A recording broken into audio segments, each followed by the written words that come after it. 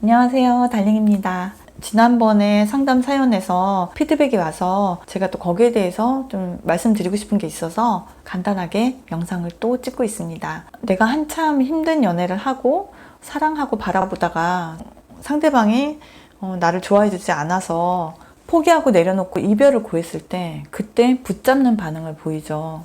그게 왜 그럴까요? 이분도 역시나 여자분이 그런 반응을 보였다고 해요. 평소에 전화도 안 하시는 분이고 먼저 절대 연락 안 하시는 분인데 우리 달링이 저랑 상담을 하시고 마음을 좀 정리하고 그냥 연락을 안 하셨다고 하더라고요. 그랬더니 연락이 왔다는 거예요. 왜 연락을 안 하냐? 그래서 만나서 대화를 좀 했는데 그 여성분은 좋아한다 이렇게 말씀하셨대요. 여전히 좋아한다. 그런데 지금 만나고 있는 분은 정리할 수 없고 그러면서 그분이 우셨다고 하더라고요. 그 모습을 보고 우리 달링이 보고 마음이 가고 마음이 아프고 흔들리셨다는 거죠. 이렇게 정말 끝까지 힘들게 합니다. 여전히 사귀자는 말을 하는 건 아니고 그렇다면 이 붙잡는 행동은 무엇이었을까요?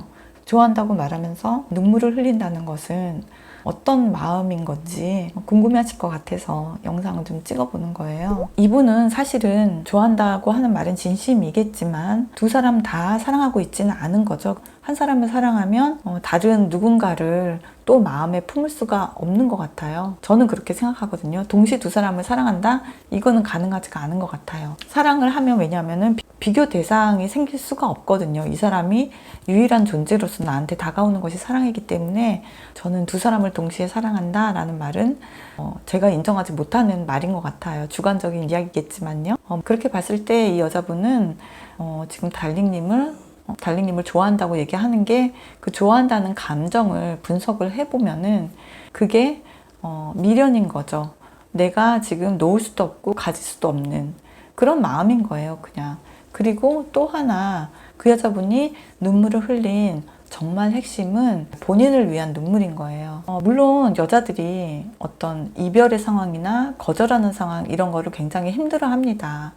그래서 상대방에 대한 미안함 때문에 슬퍼서 우는 부분도 좀 있겠지만 그렇지만 더 성숙된 사람이라면 사실은 이렇게 본인이 다시 사귀자고 말할 수 없는 사람한테 좋아한단 말을 하는 거는 그거는 이기적인 일인 것 같아요. 내가 너를 좋아하는 마음은 있으니 그냥 이 상태로 관계를 끝내지 말았으면 좋겠다라는 거잖아요. 그거는 나를 위한 선택인 거예요. 이거는 좋아한다는 말, 그런데 나는 지금 만나고 있는 남친은 정리하지 않겠다라는 말은 나는 아무것도 안 할 거다. 나는 그냥 단물만 빨겠어. 이 말이거든요.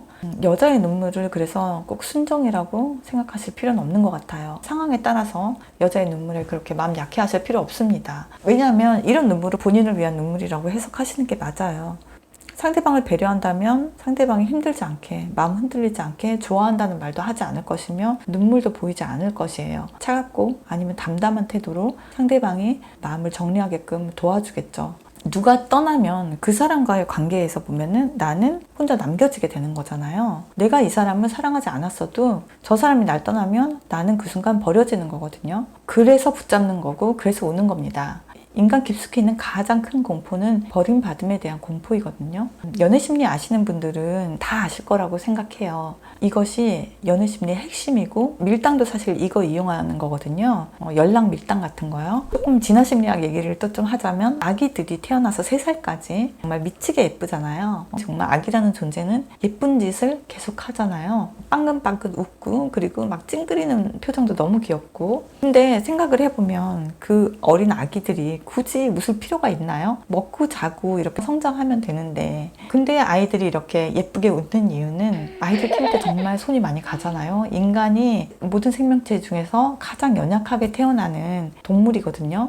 뇌가 크기 때문에 머리가 가장 크잖아요. 그래서 태어날 때 사실은 다른 동물처럼 자기 몸을 가눌 수 있는 상태로 태어나려면 한 뱃속에서 20개월은 있어야 될 거예요. 그래서 9개월 만에 태어난다는 거는 인간이 정말 몸은 완전히 쓰지도 못하고 그냥 머리만 간신히 여자의 몸에서 나올 수 있는 정도일 때 그냥 출산을 하게 되는 거죠. 사실 그 출산도 굉장히 옛날에는 위험해서 많이 출산하다가 사망하기도 하고 했잖아요. 그래서 그렇게 너무 연약하게 태어나기 때문에 살아남기 위해서 아기들이 그렇게 사랑스러운 거죠. 물론 모성애, 부성애를 자극하는 그런 옥시토신 호르몬 이런 장치들이 있지만은 우리의 DNA에서는 정말 버림받지 않고 살아남기 위해서 사랑스러워 보이려고 하는 그런 노력이 각인되어 있는 겁니다. 그래서 아기들 키울 때 정말 계속 깨고 울고 막 먹이고 기저귀 갈고 정말 미칠 것 같이 힘들다가 또 아기가 그냥 빵긋 웃어주는 모습, 동글동글 몽글몽글한 그 모습 보면은 그냥 그 피로가 사르르 녹아가지고 그 막 쌀푸대 같이 무거운 그 아이를 팔에서 내려놓지 않고 안고 키우게 되는 거잖아요. 아무튼 이렇게 징글징글한 것이 생존력이고 살기 위해서 버림받지 않으려는 처절함을 모든 인간은 가지고 있다는 거죠. 그러니까 부모에게 버림받는다는 것이 얼마나 큰 트라우마로 남는지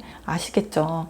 우리가 좋아했던 연예인들이 갑자기 사망하는 사건들이 이렇게 생기면 모두들 굉장히 충격을 먹고 또 슬퍼하잖아요. 우리를 남기고 그분이 떠난 거죠. 그래서 내 옆에서 나한테 잘 하던 사람이 사랑하는 사람이 아님에도 불구하고 내가 몇 번 만나고 내 옆에서 나한테 잘하던 사람이 내 곁을 떠나는 것도 고통인 거예요. 그러니까 붙잡는 겁니다. 그냥 가지 말라고, 내 옆에 그 상태로 그냥 있으라는 뜻이에요. 나한테 정말 잘할 테니까 떠나지 말라는 게 아닙니다. 그래서 아까도 말씀드렸듯이 자기를 위해서 우는 것이죠. 그리고 왜 우는지 자기도 그런데 자기 감정의 분석이 잘 안 되잖아요, 보통 사람들은. 그러니까 그냥 너를 좋아해 라고, 내가 쟤를 좋아해서 우나 보다 라고 생각하고 그런 말을 던지게 되는 거죠. 근데 그거는 사실은 이렇게 해석해야 하는 게 맞죠. 너에 대한 집착이 있다, 누가 나를 떠나는 것은 싫다, 이렇게 해석을 하고 봐야 되는 거예요. 왜냐면 그 상황에서 결심해주면서 붙잡는 게 아니니까. 개인적으로 저는 제가 좋아했던 사람이 이런 식으로 이별 통보를 하는 순간에 이런 태도를 취하면 전 정이 떨어질 것 같아요.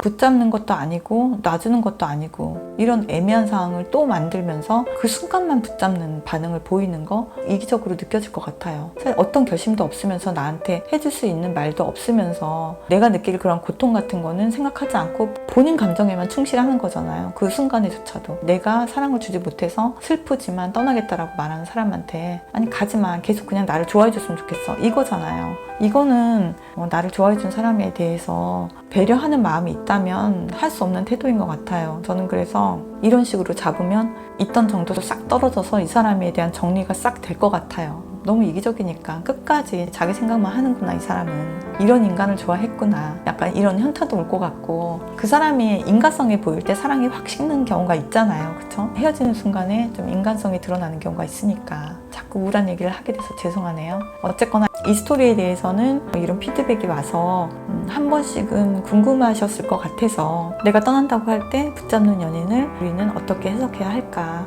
본인의 잘못을 깨닫고 정말 진지하게 다시 잘 해보자 라는 태도로 붙잡는 게 아니라면, 그런 무책임하게 그 순간에 이별이 힘들어서 그냥 그렇게 붙잡는 반응을 보인다면 제 영상 내용을 한번 생각해 보시고 마음을 정리를 잘 하시는데 조금이라도 도움이 됐으면 좋겠습니다. 날씨 많이 추워졌는데 감기 조심하시고요. 그리고 따뜻한 연애 하셨으면 좋겠습니다. 오늘도 사랑합니다, 달링.